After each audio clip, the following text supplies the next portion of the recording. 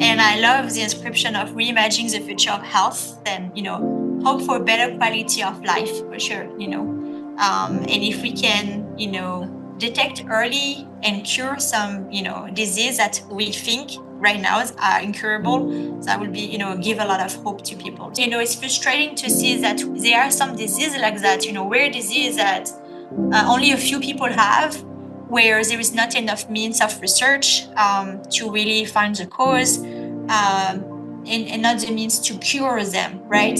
So I'm hoping that we can give hope, in those type of situation where people are hoping to find, new curative treatments. And I think with the technology and with the novel type of data we bring to market, it will be possible.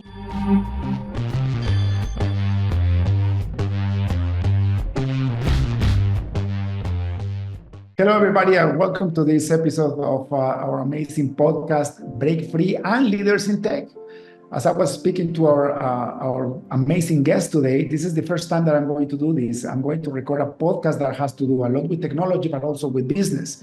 The people that are with us, in front of us, they are co-founders and entrepreneurs and very highly technical people. So I let them introduce themselves, as I don't do such a good job as introducing people as they can do themselves. So Codi and Valerie, welcome to the show. Thank you so much, David. Thanks. Awesome. So let's start with Valerie. Your full name, where do you live, and what do you do for a living?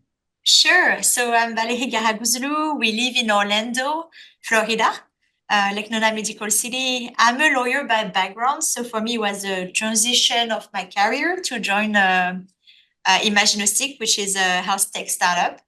Yeah.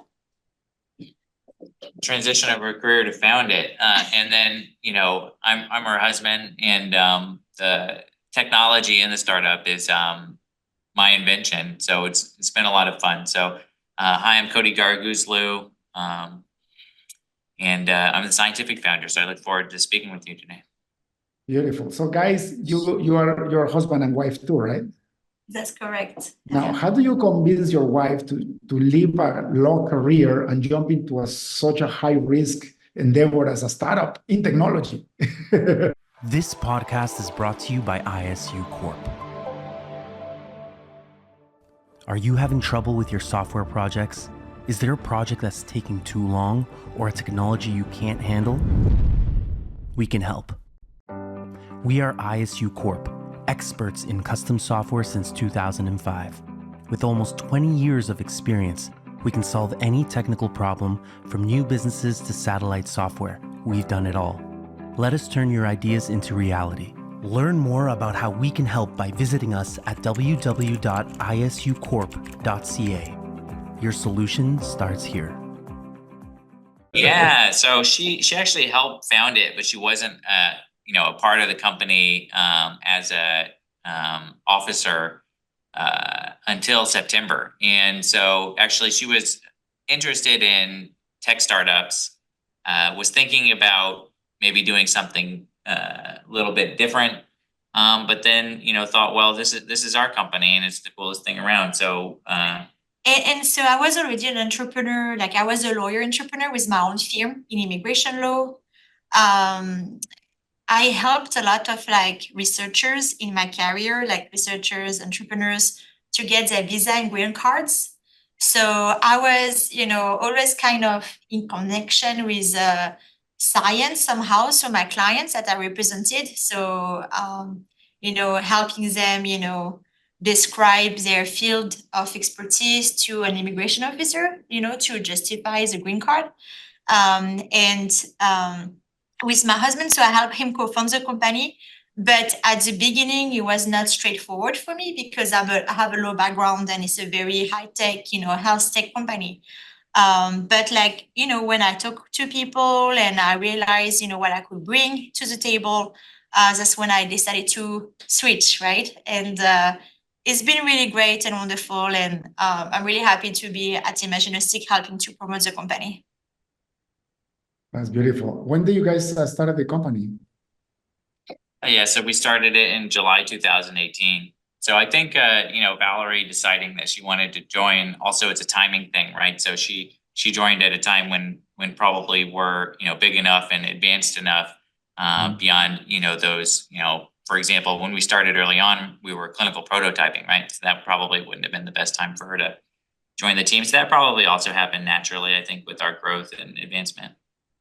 Yeah, now we're more focusing, for my part, I'm focusing on, explaining the technology to people. We definitely want to, explain what it is to people because it's a novel technology that doesn't exist otherwise. And we co-founded after Codi finished his postdoc. So he invented the technology during his PhD, did a 2 years postdoc. And at the end, that's when I understood what he was doing. Took me 5 years or maybe 6 years or so. But that's when I realized this is really important. We need to bring it to people, and funding a startup company seemed really good to bring it to people at hospital. That's beautiful. Two things. Number one, Codi, the first thing that I need to do is apologize. I thought you were the tech guy setting up everything for Valerie. Number two, you are the coolest doctor, PhD that I know. Everybody that gets a doctorate, they become something else, and they have to wear a tie and a suit, or at least, they are sleek, and you know what I mean? They have some kind of ego. Brother, you look fantastic, and that's the way people should behave, with no ego. So congratulations about that. Appreciate it. Also, I had a very similar experience. When I decided to start my first company, it was in 2005. But we already had a failed startup in the 90s. I decided to run a software consulting firm right after college, and it went really bad. I ended up having to sell clones that I was building myself to pay the rent, and my wife was supporting the family. So thank God I didn't went bankrupt. I was able to sell the business because I had already 1,000 clients, but I was losing money every month. So I sold the business for the brand value. So 10 years later, I decided to try again, but this time my wife told me, okay, I'm going to give you 5 years. If you don't hire me in 5 years, so your company has to be big enough to hire me in 5 years, otherwise you go back and get a job. So that was the deal. And to the dot, the 5th year that I was in business, I was able to hire. Wow. It's awesome. It was meant to be. That sounds great. So just very similar to you guys. The technology, what's the technology about? Yeah, maybe I can talk on that one just because I'm here. But so yeah, it's a different way to do MRI. So we're going to be using any MRI scanner in any hospital, and we're going to change the way that scanner acquires data. So it's going to create a new type of image. So we're going to make 10x better vascular images, and for the first time, we can make measurements of internal physiology. So that means that in those vascular images, which look so much better, so a radiologist will look at it with their eye and say, hey, this is 10x better. But then within that image, we can quantify things about the small vessels in the brain and their structure, function, and leakage. And so that helps us to look at the different diseases through the perspective of what's happening in the vascular physiology. So it's a platform technology. Every year there are 40 million MRI scans, 20 million with gadolinium. 37 million people are contraindicated to gadolinium or shouldn't be getting it because they have chronic kidney disease. So our go-to-market really is just that 10x better vascular image proposition, and the fact that it's kidney safe, not going to damage your kidneys. Actually, instead of the gadolinium contrast, the method works with an iron oxide supplement. So moving away from heavy metal to an iron supplement.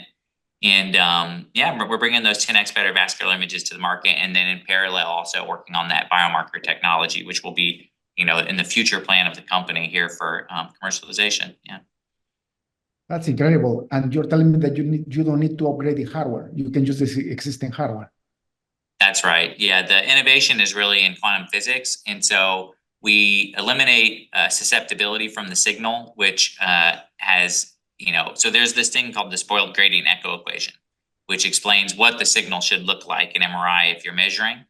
And so we showed that by making measurements 1,000 times earlier than typical measurements. So moving from the millisecond to microsecond regime, after a radio frequency excitation in MRI. Now, MRI is very complicated technology, probably the most complicated imaging technology, period. So if what I'm saying sounds like Chinese, speak Chinese, then that makes sense. But so we basically changed the physics of acquisition, acquiring 1,000 times earlier when this signal's predictable. And there's a couple other tricks to the method, but it's a new way to do 3D imaging with MRI. And we do require changing the operation of the scanner, but we do not require changing the hardware. That is incredible. And so, what was your PhD on quantum physics or? MRI physics. I mean, I had a background in physics and engineering and photonics. 2 bachelors and a master's. And so when I started my PhD, I focused on creating this new method. And so I invented it. Took 6 months to invent it. Then I sat down at the scanner and experimented, mice and rats.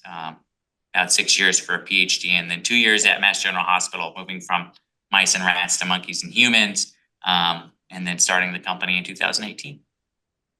That's amazing. So how far have you gone on your commercialization or even the proof of concept? Have you gone past all those stages? Yep, we've published it's better, than gadolinium imaging. So 20-person head-to-head study in pulmonary thoracic imaging. And now we have a go-to-market strategy with the FDA clearance and approvals. So we're 2 years out now, and we're raising $5 million to do that. And so actually, we've had about $1 million come in so far. We started welcoming checks this month. So I think we're going to hit our target, and in a couple of years, hopefully, this thing will be in every hospital. If I were an investor in health tech, I will be a stupid person not to invest in such a thing like you, because your access to market is low. I mean, like, if you go with a revolutionary idea like this, to have scans 10 times better, 10x better, like you said, and I don't have to pay a penny to upgrade the hardware. I mean, like, those MRI machines are super expensive. I mean, even if you just have to modify the operations of it, it's just it's just a very low percentage compared to having to replace the entire machine, right? Yeah, that's So right. for me, from the business side, I'm like, this is a no-brainer. If you're going to make my machinery 10 times better, you're going to help so much more people get better diagnostics. Yeah. I mean, like, why not, right? All you need is some money to start marketing this thing and start changing the world for a better place. That's completely true. And the beauty of it is it's a platform technology. So again, we identify the go-to market that's going to take 2 years, maybe 2 to 3 years maximum, right? But let's say in 2 years, we are on the market at hospital with our FDA clearance and approvals. Then we can continue our research, with non-dilutive funding, so grants, for example, or by project. And there are a lot of applications for the medical field. So especially in neurology, cardiology, in cancer. So all those applications, we will need like specific strategy, obviously, like to develop it. But when people invest, they invest, in whatever we can do with the technology. So there are a lot of different applications that we can pursue with it. And the second thing is that because it's based on quantum physics, what works for rats should work for human as well. So yes, there is a risk with I'll say with the FDA approval itself, right? Because we still have to have authorization from the government to be on the market. But in terms of physics, it should work the same for human, and then it works for animals. That is amazing. And so, what's the business model, guys? How are you going to make money out of this? Yeah, so it's a 2-part business model. So we've got the software that goes on the scanner, enables it to make the images, and then the iron contrast agent. And so we're actually manufacturing and then selling that one, changing the label from what it is to a contrast agent, and then we have an exclusivity period on that. Yeah. Again, that's for the go-to market. In the future, we'll do image processing with our biomarkers. So that's, a little bit of a different business model for future markets. But it's a good summary. So we're looking to fit into the existing workflow. So, that instead of making just a gadolinium image, they're just going to, use a different contrast agent. They're going to get an image that looks a little bit different. The radiologist is going to be trained to look at these images. They're better, anyway. But yeah, it's this black and white imaging solution that we're just putting out there then is going to fit into the existing workflow. And then, biomarker-based applications, such as for the early detection of dementia, which is what I'm really passionate about. But, so many other applications, those ones we're actively pursuing through clinical studies now, and that's funded by the government. So that's a pretty cool way to run that in parallel. That's beautiful. Tell me, why are you so passionate? Sure, your passion is with dementia. For me, I'm more passionate about understanding how the brain works and thinking about, when our brain is activated, like what's going on. And, I think about those blood vessels dilating and the blood flowing, when we need more nutrients. And so this is a new technology for functional imaging. It's a new way to look at the brain. And so in dementia, if you want to understand, how the brain works, a good way to do it is to find a problem to solve. And it's such for me, a neuroscientifically fascinating problem. I've studied the molecular mechanisms of it, and then of course I want to make an impact, right? I want to see people healed. I mean, from my own sort of person perspective, my whole goal has been to use this love for physics to, bring value to people in, healthcare. And so it's sort of a follow your nose kind of thing. And then, I've been the co-chair of the Alzheimer's Association Business Consortium. I've published in the field, I work on that. So that's beautiful. And, mental health is one of the most important things right now, because we just have come to realize that there is a pandemic of, mental health issues, and a lot of people are suffering from that, right? So this should help a lot.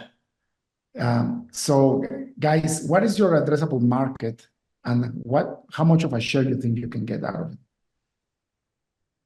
Yeah, so if we had our software on every MRI scanner in the U.S., that part of the software solution might be like 600 million or something.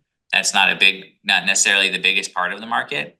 The market for the contrast agent is pretty substantial. Gadolinium is like 5 billion. Your camera has frozen. Do you see me? Can you hear me? Yeah, I can still see you. Yeah. Okay. You're frozen, but that's fine. And then your voice is there. So the contrast agent is actually a huge part of the market, and so that's billions. I mean, that's easily in the billions. And then we're looking at U.S. and Europe, and but that go to market is billions. I mean, early detection of dementia is $1 billion market too. I mean, there's no doubt about that. It just hasn't really been done yet. And the list goes on. I mean, there's so many different diseases. And I don't remember, but we really we fit into the longevity, longevity sector, because with our technology we can, detect. Our hope is that we can detect, many disease in advance, to change healthcare to preventative instead of just curative. So the longevity market, do you remember the numbers? I mean, it's pretty big as well. Preventative diagnostics. So that's one of the reasons. I mean, that's why we're here in Lake Nona, is to work with a company, preventative diagnostic company. But go ahead. But I mean, again, we want to stay in our sector, which is, providing the software with the per sequence, the contrast agent, and then do image processing. But we're more than happy to collaborate and find partners that have clinics or, install the software at hospitals. So our idea is really in the future, we'll have center or, a team dedicated to image processing and to get the biomarkers, information from all the image we can obtain. So we trying to partner with the right companies and, leaders as well, who are working towards the same goals and have the same mission.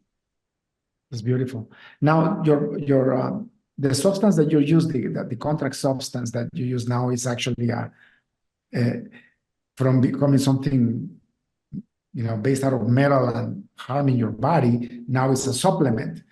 Can you use that substance in the current technology without using your software, or it has to go with the software?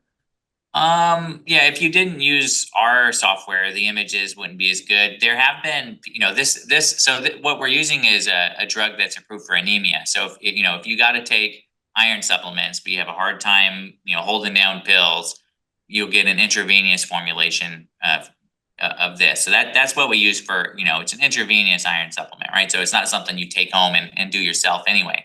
But it's been around for so long, it's generically available. That's why we can manufacture and change the label of it. I'm not sure I answered your question. Yeah, but no, it's good. No, it's the business model that I see here, guys. So I am a technologist that became a business person, right? So sure. I have the blessing of have both. Yeah. So I'm just admiring how you can actually apply quantum physics to a very serious problem and create software out of it that can use existing hardware to completely revolutionize the way MRIs are done. But from the business side, the way I see you guys is the way I see McDonald's. McDonald's has more money in real estate than the hamburgers they sell. They are the largest real estate business in the world because every McDonald's corporations owns that real estate, and they rent it to the franchisees. So you think they are selling burgers? Of course, people don't go and buy burgers. There wouldn't be money to pay that rent. But McDonald's corporations, their biggest money is real estate. Nobody knows that. What do you see as our real estate? So your real estate is that substance, right? So the software, the business model is, of course, your software. The way that quantum physics is enhancing that image is 10x is beautiful, but without that substance, it's useless. So my suggestion to you is focus on commercializing that as your breakthrough. As you go there, you're adding massive value. Yeah. Right? So I think especially sometimes when I talk about the technology, since, I started inventing it in 2011, right? So I think it's easy for me to just confuse people, but that is what what we're focused on with our $5 million raise is selling that substance and the software needed to make that substance useful. Yeah. And that's a huge market. And so from the profits from that one, within 2 years when it's available in every hospital, we will use portion of those profits to continue research needed for our decision support tools in these very even larger market areas that are essentially unsolved needs in diagnostics. Yeah, that's beautiful. It's the Elon Musk model, right? He wants to go to Mars, and he's a private company. What did he do? He sent thousands and thousands of little satellites around the world. Now he's selling cheap internet to fund his mission to Mars. It's brilliant. It's exactly what you're doing. And it helps people, the gadolinium products, actually, we found out they accumulate in the brain of even healthy people. So it's the kind of thing where, with 20 million of those scans a year in the US, like, people are getting them. You might end up getting one. And, I hope this technology's available before I have to get one. I mean, chances are everything will be okay. Some people have bad reactions with the gadolinium, but the truth is we don't know the long-term consequences and toxicity of it because we know it's depositing. So that's the real issue. I mean, there have been famous cases like Chuck Norris' wife, the gadolinium almost killed her. Okay, that's bad. You don't want that heavy metal.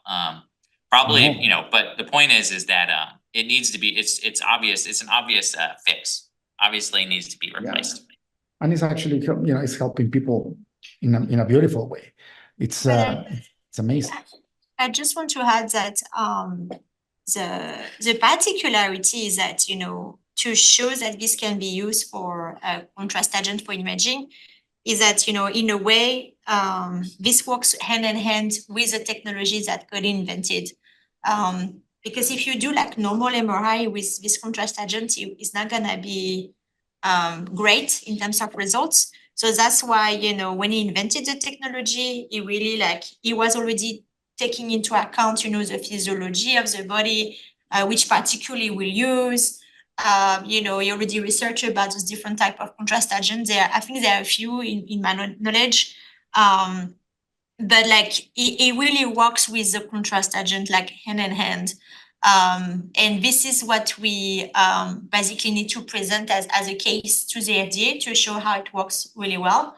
And that's why, we still have 2 years, to present it to the FDA and show that this, can replace the standard of care, basically. And again, like this is just a go-to market. So we are not adding any type of like innovative data necessarily into those black and white images. It was judged like 10 times better by radiologists. So in terms of image quality, I'll say. But the strength of the technology is more like on those like further markets, like long-term market with biomarkers that can help with early detection of many disease. It helps, and Codi can, explain more in detail, like the type of funding we have. But it works for Alzheimer's, it works for traumatic brain injury or concussion, for stroke, understanding the brain, analyzing effect of drugs, such as mental health drugs against anxiety or depression. So we actually had a grant to analyze that from the NIH. It works in cardiology, so we're hoping to find the right partners in cardiology. It works in cancer. We're actually part of the Paris-Saclay Cancer Cluster in France to promote cancer research. So as we develop this product to go to market, we always think about how can we help advance those scientific endeavors as well, and how can we help with our technology to make improvements and maybe help as well in the development of new drugs by our endpoints. So we are offering actually our endpoints to pharma, to biotech companies that are developing new drugs. And because of our measurements, we can, help us biotech pharma, maybe find novel drugs, or prove the efficacy of them. So that's something actually we already offering. If any pharma were interested in partnering with us. That's beautiful. I just remembered in this podcast, I had a very high-end vice president of a big pharma health company. I'll do the connections for you guys to see if they might want to look at your solution, because he's based in Boston and it's a huge company and they're doing fantastic. And this guy really wants to help the world grow. By the way, people that come to this podcast are people that have enough love in their heart to share their wisdom with everybody else without asking for a penny of it. And that's why I love my job, because I am successful enough that I can dedicate my time to give my time back to the world. So when you do something that everybody wins, it's going to prosper. Yes, right? fantastic. I mean, you still need to put the checks and balances and learn and have mentors and everything else. But, I'm a man of faith. And, the Bible says that you reap what you sow. It's simple. And it's a spiritual law that works everywhere, whether you know God or whether you're an atheist or whatever. Wherever wherever you sow is what you're going to reap later. So in this case, what I'm prophesying to you, what I'm predicting to you is you're going to have a tremendous success. And I'm going to do whatever I can to connect you to the people that I know to help you succeed, because I want to see your technology being utilized to help people. It's incredible, but we live in this day and age where polarization is all we talk about on social media, where everybody's fighting because of their values.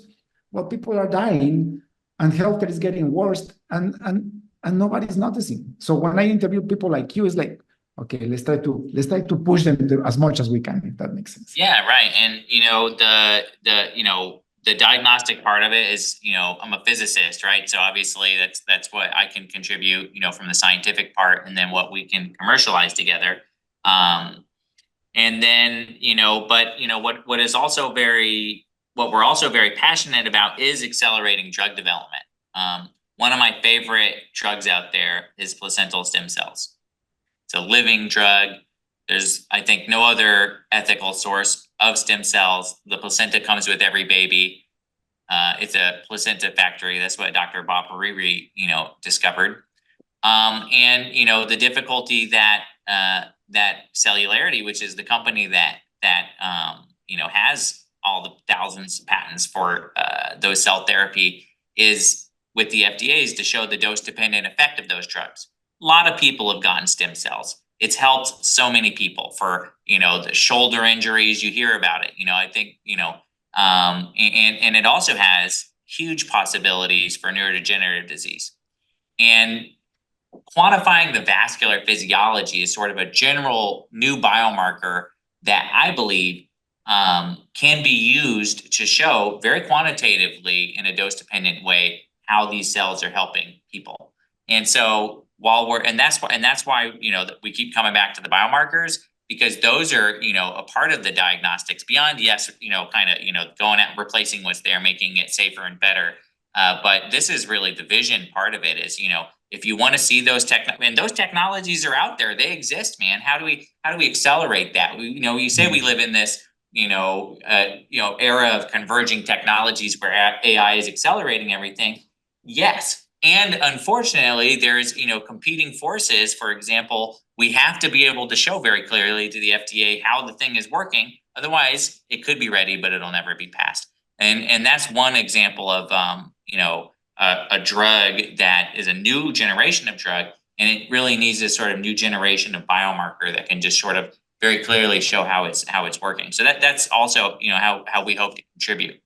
Yeah, we see ourselves as providing a service as well to those biotech companies. So they are doing the innovation part with developing those novel therapeutics. But with our technology, we can measure things that are not otherwise available, like the structure, function, and leakage of small blood vessels. And there are a lot of applications. So we actually talking to pharma as well, to like big pharma companies, and trying to develop some research project where we can show the application of our technology. So we're really open to that, to some collaboration and partnership. And what we see is that we will in the future provide those services and hopefully help show, analyze those drugs, how they work, and their efficacy.